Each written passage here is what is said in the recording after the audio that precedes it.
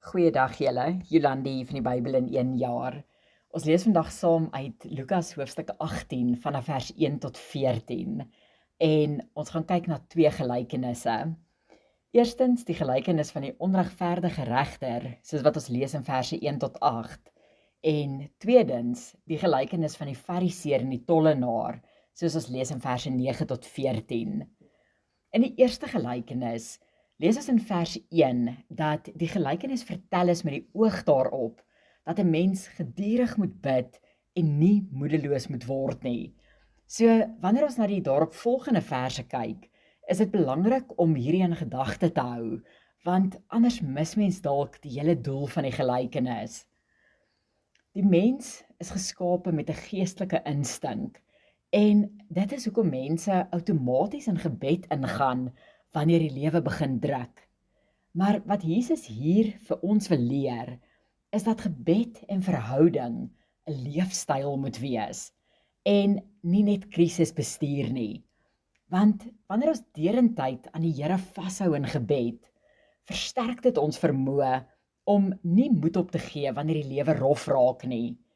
Maar indien ons gebed as die laaste uitweg gebruik, is ons gewoonlik reeds moedeloos, nog voor ons die eerste woord gebid het. In verse 2 tot 6 kom leer ons van 'n goddelose regter, wat ietwat teen sy sin besluit om gehoor te gee aan 'n weduwee se versoek, net omdat sy aanhou vra het. En in vers 7 kom stel Jesus homself dan teenoor hierdie regter, deur te demonstreer dat hy nie ons gebede met teesinnigheid beantwoord nie, maar uit liefde en verhouding. Die rede vir 'n vertraging in die beantwoording van ons gebede is nie omdat ons Vader ons nie hoor of ons nie wil help nie, maar eerder omdat ons karakter gevorm en verander word in die wagproses. In vers 8 sien ons dan ook dat ons ewigheidsbestemming vir die Here veel belangriker is as die vinnige beantwoording van 'n gebed, waarna ons hom miskien net in elk geval weer gaan vergeet tot 'n volgende krisis toe. So moet nooit dink dat jy nodig het om die Here aan jou gebede te herinner nie. Staan net in geloof en in verhouding en kom kyk wat die Vader in sy tyd vir jou gaan kom doen. Die tweede gelykenis in hierdie gedeelte sien ons gaan oor die bestraffing van eie geregtigheid, wanneer Jesus sê dat die gebed van die tollenaar meer waarde het as die gebed van die fariseer. Want wanneer ons onsself begin krediet gee vir 'n sogenaamde diep en geestelike verhouding met die Vader, gaan ons outomaties begin neerkyk op mense wat in ons opinie minder geestelik is. In verse 11 en 12 lees ons hoe die fariseer by homself gebid het en aanhoudend na sy eie goedheid verwys het. In teenstelling hiermee, lees ons in vers 13 hoe die tollenaar na homself verwys het as 'n sondaar wat God se genade nodig het.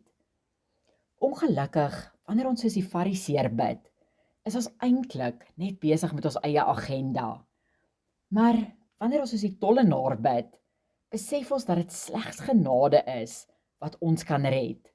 En daarom sal ons dan ook outomaties meer genade met die mense om ons hê. En dit is ook wat Paulus ons in Efesiërs 2 verse 8 en 9 leer, wanneer ons lees. Want uit genade is julle gered, deur die geloof, en dit nie uit julleself nie.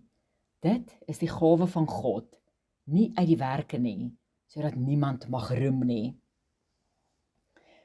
Dit gaan nie vir die Here oor mooi woorde en lang gebede nie, maar eerder oor gebroke harte wat in afhanklikheid van 'n verlosser staan.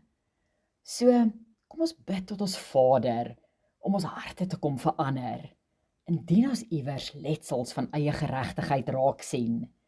En kom ons leer om met kompassie en liefde ons medemens te hanteer. Mag julle almal 'n geseënde dag hê. Totsiens.